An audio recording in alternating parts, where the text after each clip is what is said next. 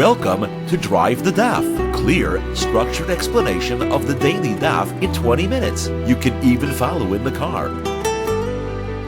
Shekalim Daf Chaf Aleph concludes the 8th parak of the Masechta by wrapping up the discussion about the Minchas Chavitin, which is brought by the Kohen HaGadol every day, and what happens. The Gemara wants to know when the Kohen HaGadol is not around, who brings it then. Then we begin the 8th and final parak of the Masechta, which discusses items found around Yerushalayim, which may or may not be Tameh, and when we can consider them Tameh, when we cannot. So first of all, we are discussing the Minchas Chavitin. The halacha is that the Kohen HaGadol has to bring a Minchas Chavitin every day. Minchas Chavitin is brought in three parts. There is a tenth of an ephah of flour, there's 3 hin of oil, and there is 2 handfuls of lavona spice. The Kohen would bring all of these, divide each of them into 2 parts, and bring half the carbon in the morning with the carbon tamid and half the carbon in the afternoon with the carbon tamid of the afternoon. So Gemara's question, first of all, is if the Kohen has died and he's not around, who brings it? Where does this money come from? It has to be brought somehow. So we had seen that there's a machlokes between Rabbi Yehuda and Rabbi Shimon who brings it. Rabbi Shimon learned out of a pasuk that it's chak eilam, it's the responsibility of the tzibor. The Gemara says that the fact that he's deriving that from a pasuk makes it sound like that's a din d'oraisa. The Torah says that when the Kohen Gadol is not there, then the entire tzibor has to bring it. The problem is that elsewhere we see in a different brisa that Rabbi Shimon says that it's a takana that the Beis Din made. That seems to indicate that d'oraisa, the halacha would be that the inheritors should bring it, and it's only the rabbanan that were mataken that has to be brought from the public funds. So the Gemara answers it's not a contradiction. The pasuk tells me it has to be bought from public funds, but you just told me it's brought from public funds. I don't know which public funds. I would have thought you have to make a special collection for it, and you can't use the machatzis shekel for it because it's not a real public carbon. It's just something that they have to fill in that's missing. Therefore, the rabbanan were mataken that you can use the machatzis shekel money. That money is usable, and it's okay to use that for this making up the carbon which is not there. Now the Gemara has 3 questions about how you bring the carbon precisely when the Kohen isn't there. We know that our Mishnah had said that you have to bring it whole. You don't bring it in halves. So the Gemara has 3 questions by 3 Amoraim, and interestingly they dispute the validity of each other's questions. The first one is Rabbi Yosef quotes Rabbi Yochanan, who says that the flour, the isaron, we said you bring it whole. Does that mean you bring a whole isaron of flour for the morning carbon and a whole isaron in the afternoon carbon, or do you only bring a whole one in the morning, you don't bring anything in the afternoon?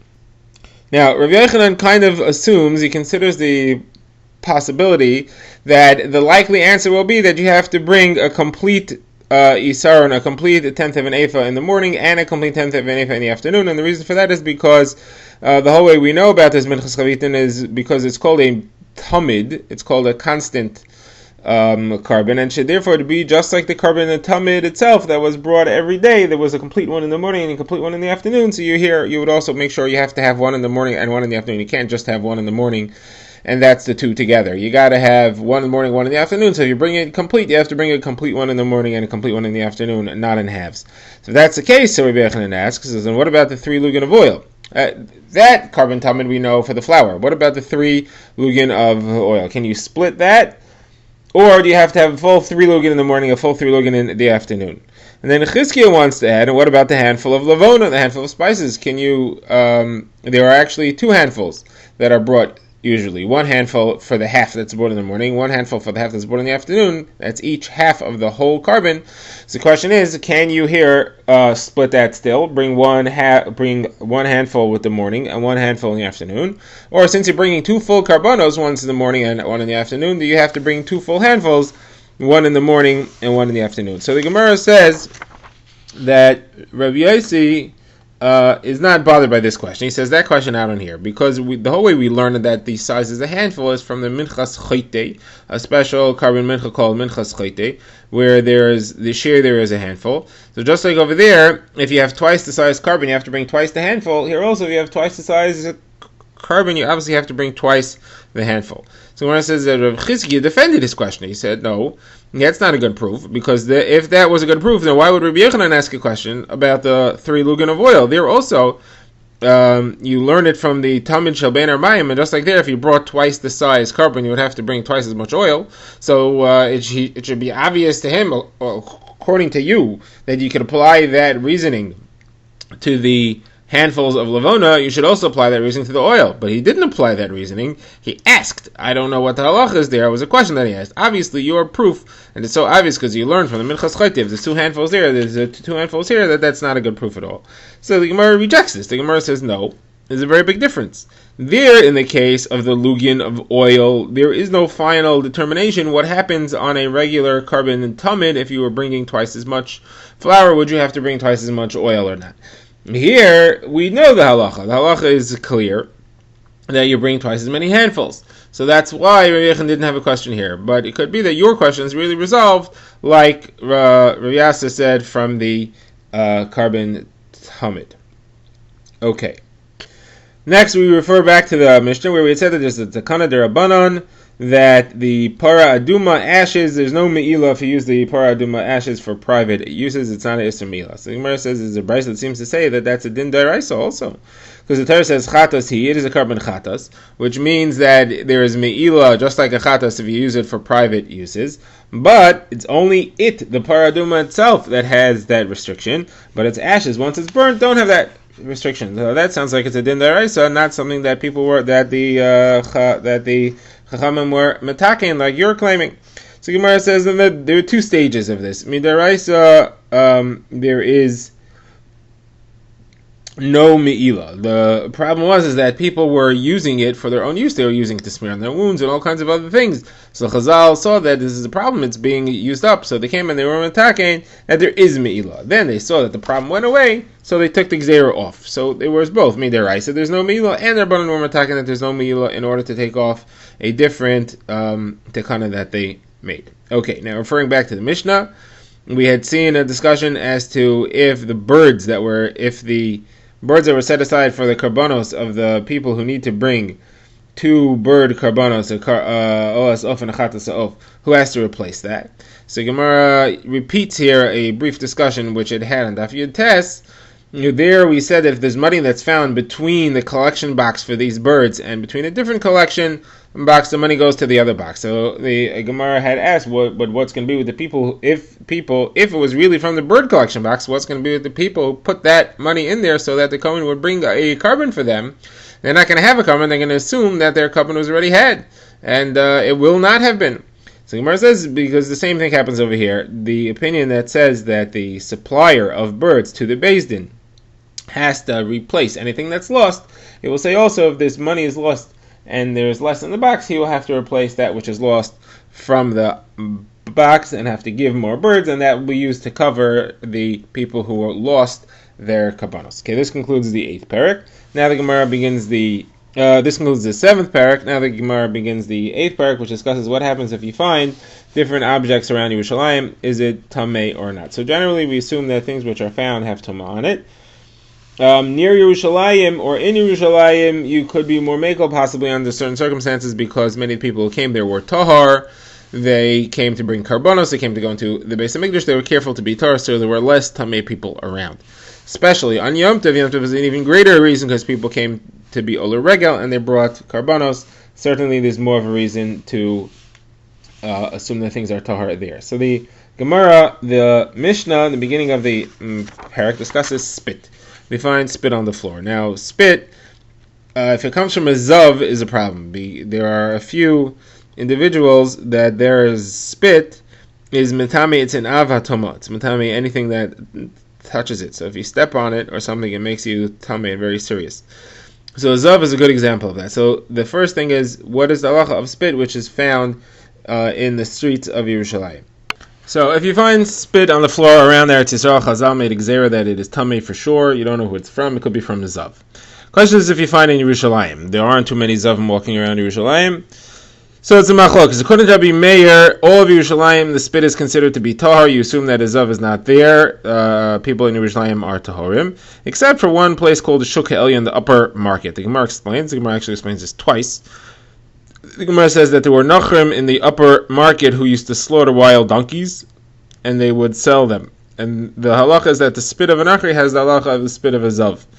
And therefore, that is why the spittle around there was considered to be tamei as a zav. Now that's Rabbi Meir's opinion, but he basically disagrees, and he says there are tamei people in Yerushalayim. The question is, are they a majority or minority? And it depends on the time of the year. During most of the year that is not Yom Tov, not the time of Aliyah L'Regal, there's a majority of Tamei people. They walk in the middle of the street. People who are Tahar want to make sure they don't become Tamei Me'ex and walk on the side of the street. So spit you find in the middle of the street is Tamei, spit you find on the side of the street is Tahar. However, on Yom Tov, it's the other way around. Most people are Tahor, and anybody who's Tamei makes sure he walks on the side of the street so he stays out of everybody's way. So then, spit on the side of the street is going to be Tamei, and spit in the middle of the street will be Tahor. Okay, now the Gemara discusses what's talk about Kalim, devices that you find in Yerushalayim. So again, two opinions. Rabbi Meir says it depends if it's found on the way down to the mikvah or on the way up from the mikvah. There are two separate staircases, one which led down to the mikvah and one which people used to come out of the mikvah. If you find the kli on the way down, it's obviously tamei because it was dropped before it got into the mikvah. If you find it on the way up, it was dropped on the way out of the mikvah and therefore it's tahar. The Gemara does not specify, according to Biyud, if you find it in other places in Yerushalayim. Rabbi Yossi, however, disagrees, and Rabbi Yossi says all kelim in Yerushalayim are tahar, doesn't matter where they are. And Rabbi Meir obviously argued on that, as is spelled out in the Gemara Mesachim. Now, Rabbi Yossi says there are a couple of kelim which are assumed to be tamei, and that's kelim which you use to bury people, basket to carry bones, a shovel, and a hammer. Gemara will explain what this hammer is precisely for. Now, the Gemara discusses other kelim found in Yerushalayim, and these are knives. So there's two types of knives. There's a knife you use to shecht and the knife that you use to break bones. Hak messer, used to chop up the animal. And we're talking about on the days preceding Pesach. So the halacha is as follows. We have to be concerned that the knife, that each of these knives was tamei, but we could assume that the owner was mataheret and that he put it in the mikvah in order to be able to use it. In order to be able to use it, it has to go to the mikvah the day before you need it, because it doesn't become tar until sundown. So it's got to go to the mikvah the day before. So we assume that you found it on the day that it was dropped, because there were a lot of people in Yerushalayim during that time. If it would have been dropped a day earlier, it would have been found earlier. So it's obviously you found it right away. So it was found on the day that you dropped it. So the halacha depends on when it's useful. So the two types of knives, again, have different halachos. The shechita knife could be used on Yud Daled Nisan. That's when people are going to use it to shech their carbon Pesach. So if you find it on Yud Daled Nisan, you could assume it was put in the mikveh yesterday so that it's ready for use today. No, it was certainly not put in the mikveh today, because then the owner wouldn't be able to use it until tomorrow. However, if you find it on Yud Gimel Nisan, so then maybe he didn't put it in the mikveh yet. Even if he did, maybe he put it in the mikveh only today, and it doesn't have sundown yet. So you have to put it in the mikveh yourself. It could be he didn't put it in the mikveh at all. You have to put it in the mikveh yourself to be matarid for use. If, however, you find it on Tezvav, it's tar for sure. Yudal Tezvav, they're all tar, no problem. Now, what's the halacha with the hakmeser that's useful for chopping the bones? So that has no use on Yudalit, because you can't use that for the Korban Pesach, because you're not allowed to break bones in the Korban Pesach. So its use is first on Tezvav. Therefore, it'll be put on the mikvah on Yudalit. It'll be ready for use on Tezvav. So you find it Tezvav, it's okay. If you find it Yudalit, maybe it didn't go to the mikvah yet. Maybe it's planning on putting it in the mikvah later, and then it'll be ready for use at sundown. So therefore, you got to put it in the mikvah yourself. Exception to that is if Yudalit is a Shabbos. Yudalit is a Shabbos, then you have to put it in the mikvah on Yud Gimel. Then if you find it on Yudalit, which is a Shabbos, you could assume that it went to the mikvah already, and therefore you are allowed to use it going forward. Okay, the Gemara explains about the upper market that the Goyim there used to kill wild donkeys in order to sell their blood, to sell their meat.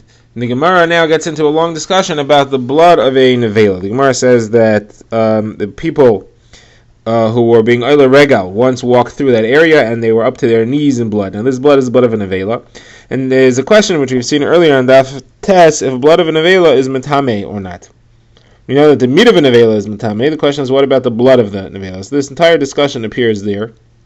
The Gemara says that after they walked through the blood, they came and asked the Chachamim, and the Chachamim didn't say anything, which seems to indicate that the blood of a nevela is not metame in any amount. It's just not metame, that's its halacha. The Gemara brings two incidents now. The Gemara says that there was a mule in the house of Rebbe that died and there was blood, and they paskin that it's not a problem, it's tahar.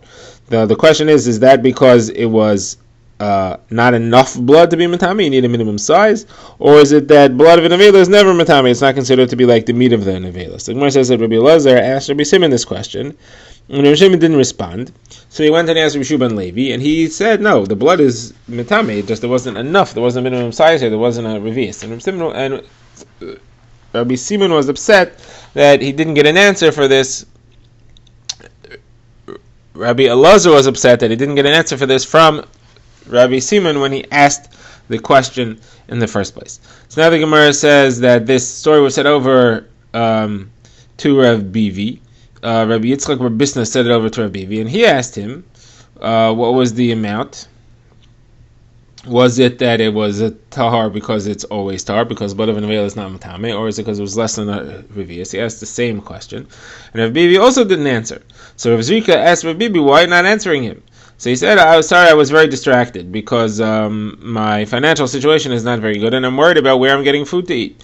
And he expounded a pasuk in the Tochacha, the rebuke in Chumash Devarim, and he said that there are 3 stages of financial concern. Your life will be hanging for you in the balance. That's somebody who doesn't have his own land. He can't grow his own grain. He has to rely on being able to buy it. No, he does buy a large amount at once, so once he buys for the year, he knows he has for the year, but still there's a certain amount of uncertainty there, and therefore he's in a worried situation. Now the rest of the pasuk continues, and it says, you'll have fear in the day and the night. That's somebody who has to buy from a grain dealer, and he has to buy a much smaller amount. He doesn't have enough to buy for the year. He just has enough to buy for a smaller amount. And even worse than that is somebody who the pasuk describes as le'sam b'chayecha. You can't trust your own life. That's somebody who can't buy grain at all, doesn't have enough money for that. He can just buy bread from the baker each day. And he said, I buy from the baker, and therefore my financial situation had me very distracted. The Gemara asks, what was the final determination in this particular sugya? Is the blood of an avela mitaher? Is it mitame or is it not mitame? So the Gemara quotes a statement of Yeshua ben Absaira, who says that the blood of an avela is tahar. So obviously he holds that it's not mitame. Gemara says not necessarily. Maybe when he says it's tahar, he means that it doesn't count as a liquid to be machshir, to make something susceptible to be mekame, to be mekabel tuma later. That halacha is often referred to as whether it's tahar or tame, but it doesn't really mean tahar or tame. It really means whether it's machshir or it's not machshir. Gemara says, so what are you suggesting? You're suggesting that the blood of a nevela is tamei, and it's mitame things, but it's not machshir, it doesn't count as a liquid. So that can't be, because there's a brisa that says that this halach applies to a sheretz, and the blood of a sheretz, that a blood of a sheretz and the sheretz itself are both mitame, but not machshir. And it says this is the only thing that has this halacha, that it's mitame, and it's not machshir. So obviously you see that this split is not true by the blood of an avela, and if the blood of an avela is not machshir, as you're saying Rabbi Shua ben Absaira holds, obviously it's also not mitame. So then it should say that specifically. It wouldn't make sense for you to split it like that and say that it is tamei, but it's not machshir. So the Gemara says, not necessarily. When we say that the sheretz is the only thing that has this halacha, both in its blood and in its meat, all we mean to say is that the size, the minimum size to be matame in its blood and its meat is the same. That's what we mean. That's what we mean when we say that its blood and its meat is the same. However, other halachos, such as the fact that it's matame and that it's not machshir, that exists in other things as well, such as the blood of the nevela, and therefore it's not a kasha. Alright, the Gemara says, what is the conclusion of this? The Gemara says, the machlokes between Rabbi Yeshua ben Absaira and Rabbi Yehuda. And Rabbi Yehuda holds that it is mitame. Rabbi Yeshua ben Absaira, the Gemara now is saying, holds that it is tahar. It's not mitame at all, even though it's not what we just said. But the Gemara seems to hold away. And the Gemara says, Rabbi Yehuda holds that it is mitame. The Gemara says that this makes sense, because Rabbi Yehuda is the paisik in the house of Rabbi Yehuda Hanasi, and he said that in the case of the mule that died, the only reason that it was tahar is because you didn't have a minimum size. But otherwise, he would have said that it is tamei, and therefore it fits to say that he argues and he holds this way. He argues on Rabbi Shua ben Absaira, and he holds this way that the blood of a nevela is mitame. The Gemara now refers back to the Mishnah where we had seen the halacha that there is a split as far as kalim that you find, whether they are tummy or not, between whether they're found on the way down to the mikvah or the way out of the mikvah. So Gemara asks, what do you mean? We said kalim all around Yerushalayim are tahar. Why should kalim that are found on the way down to the mikvah be considered tummy? Gemara answers, well, since they're on the way down to the mikvah, that kind of proves that they were being brought to the mikvah to be tovel, to be matar them. That means that they probably were tummy, and that is an explanation of why we're matame them, even if kalim found elsewhere, we're not matame. So Gemara now says, what is this kli called a meritza? Meritza is one of the kelim which we identified as being used for digging graves, which we said is tamei automatically. So Gemara says Abashal used to call it a tzipayrin. So Gemara says the word tzipayrin means that it's shaped like a nail, like a person's nail, and it was used for digging into hard ground. Sounds kind of like a spade. The word maritza is it's kind of like a wheelbarrow. It was used to move the monument, the headstone, from wherever it was cut to be put on top of the grave. Okay, now the Mishnah in its last line had said that what happens when you find a knife that's used for shechita and a knife used for cutting bones tied together. So our Mishnah had said that you assume that whenever the knife was taiveled, according to the halachas we said when you're allowed to assume that the knife was taiveled, you could assume that he taiveled the bone chopping knife at the same time. Once he went to the mikveh, he put them all in the mikveh. So Gemara now brings a brisa that says otherwise. The brisa says that not necessarily you should assume that whenever one is tamei, whenever the chopping knife is tamei, then the shechita knife should be assumed to be tamei as well. You should follow the halachas l'chumra, not l'kula. We now begin another Mishnah which discusses what happens when the paroches, the curtain hanging in the Beis Hamikdash, became tamei. Now in the Mishkan there was only one paroches, in the Beis Hamikdash there were 13, one in each of the doors, and 2 over the Kodesh Kedashim, and 2 even on the roof. So the Mishnah says it depends what type of tumah it got. If it got tumah daraisa, that it touched something which is an ava tumah, then it has to be taken out of the azara quickly, right away, and has to be put in a mikveh outside the azara. And then they spread it out to dry in the chel. A chel is the raised platform outside the azara. Spread it out there to dry, and if it was new, then they put it on the roof of the gazebo type of structure that they had there so that everybody could see it, because they wanted people to see how beautiful it was to inspire them to give more towards the making of the next one. Now, that's if it was tumah deraisa. If it was tumah derabanan, meaning it touched a liquid, which is a rishon tumah, and it's not metame kelim mideraisa, it's only metame kelim miderabanan, then they put it in the mikveh in the azara.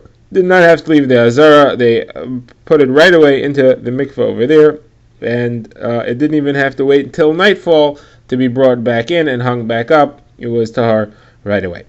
Okay, the Mishnah continues by describing the parochas and how they're made exactly. The Mishnah quotes Rabbi Shimon ben Gamliel, quoting Rabbi Shimon ben Askan. He says the parochas was a tefach thick.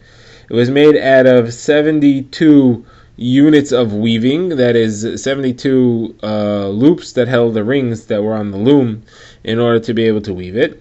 Its size was 40 amos long by 10 amos wide.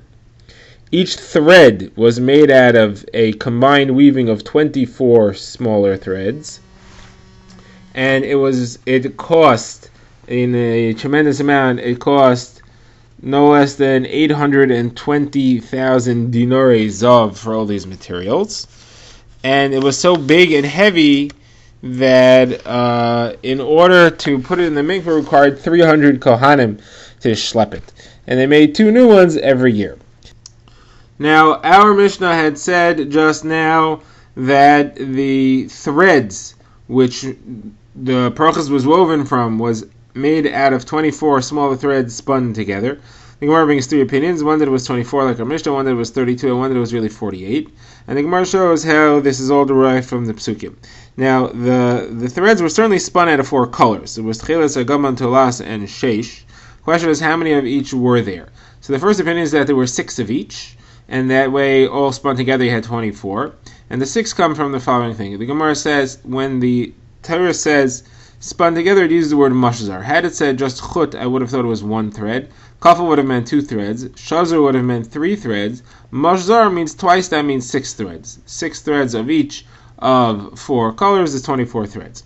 Now, second opinion says that no, chut is 1, kafel is 2, Shazar already means 4, and mashzar therefore means 8. 8 times 4 for each of the colors is 32, and there were 32 threads in each thread spun together.